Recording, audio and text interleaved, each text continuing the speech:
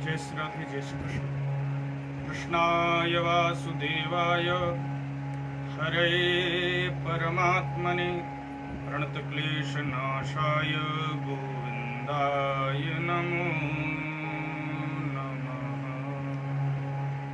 सादर जय श्री कृष्ण, जय श्री राधे। सभी सनातन प्रेमियों से निवेदन, सभी अधिक से अधिक जुड़ें और मेरी आज की इस वीडियो को अधिक से अधिक शेयर करें, क्योंकि इस समय हम जिधर देख रहे हैं उधर ही हमारे सनातन धर्म पर कठोर प्रहार हो रहा है। कठोर महाराज, जिसको देखो वही हमारे धर्म के पीछे पड़ा हुआ है।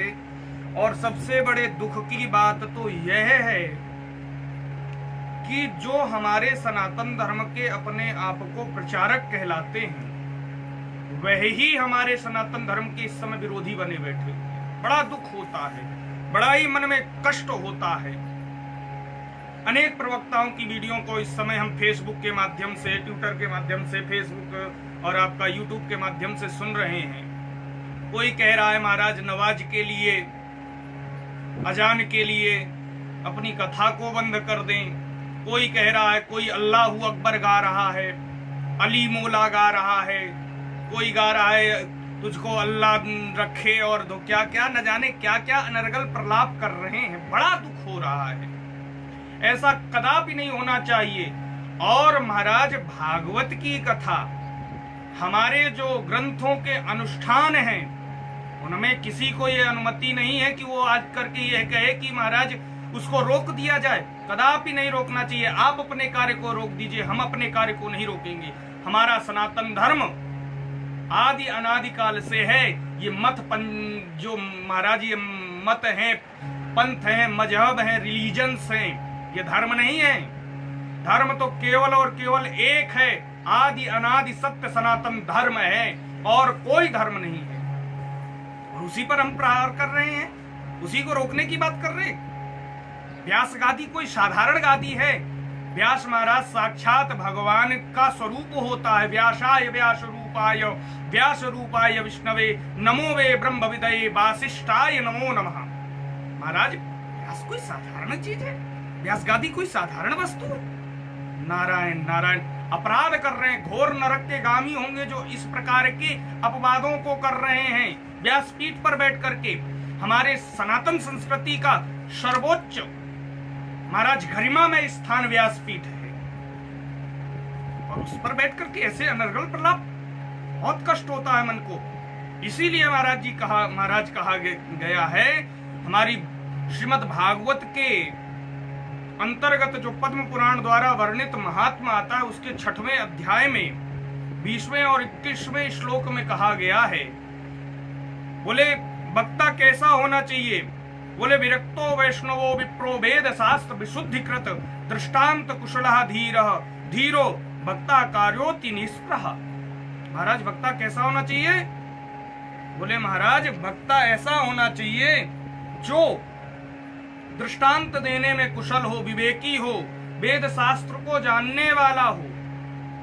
और अगले श्लोक में क्या कहते हैं? और इसके साथ साथ ब्राह्मण वक्ता होना चाहिए, और सबसे बड़ी बात विष्णु भक्त होना चाहिए। अल्लाह मौला का भक्त नहीं होना चाहिए, ईसाई का भक्त नहीं होना चाहिए, ईसा मसीह का भक्त नहीं होना चाहिए। बोले विष्णु भक्त होना चाहिए, रामकृष्ण का भक्त होना चाहिए। ऐसे प्रवक्ता को चुनना चाहिए। क्या होता जा रहा है पता नहीं। आप लोगों को हमारी राम कथा ने, भागवत कथा ने इतना ऊंचा महाराज उठा दिया, उसके बाद भी आप जाकर के अन्य धर्मों की महिमा को गा रहे हैं। बड़ा कष्ट होता है, बहुत दुख होता है। ऐसा नहीं होना चाहिए। और महाराज अगले श्लोक में कहते हैं कि अनेक धर्म विभ्रांता स्त्रेणः पाखंडवादिना शुक शास्त्र कथोच्चारे त्यजस्ते यदि पंडितः। जो अनेक धर्मों की बात करता हो, बुद्धि में भ्रम पैदा करता हो, पाखंडवादी हो, दुराचारी हो, व्यभिचारी हो, पंडित होने पर भी ऐसे का त्याग कर देना चाहिए। ऐसे से कथा नहीं सुननी चाहिए।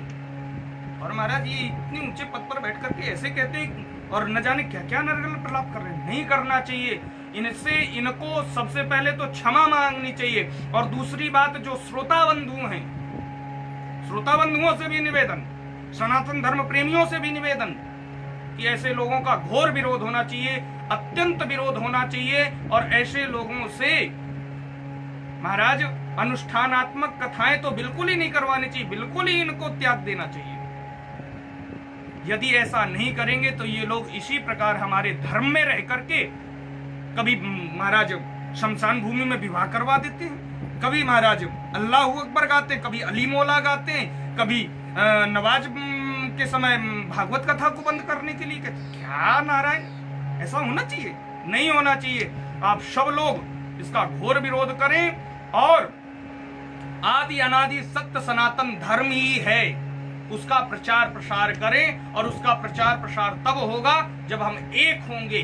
हम लोगों में विभ्रांतियां पैदा कर रहे हैं ये लोग, हम लोगों में फूट पैदा कर रहे हैं। फूट नहीं होने देनी है अपने लोगों के बीच में, और अपने धर्म को बचाना है, उसकी रक्षा करनी है। क्योंकि जब हम धर्म की रक्षा करेंगे, संस्कारों की रक्षा करेंगे, तभी हमारी रक्षा हो सकती है। अच्छा, एक दुख की बात और है कि हम लोग बोलते तो खूब हैं।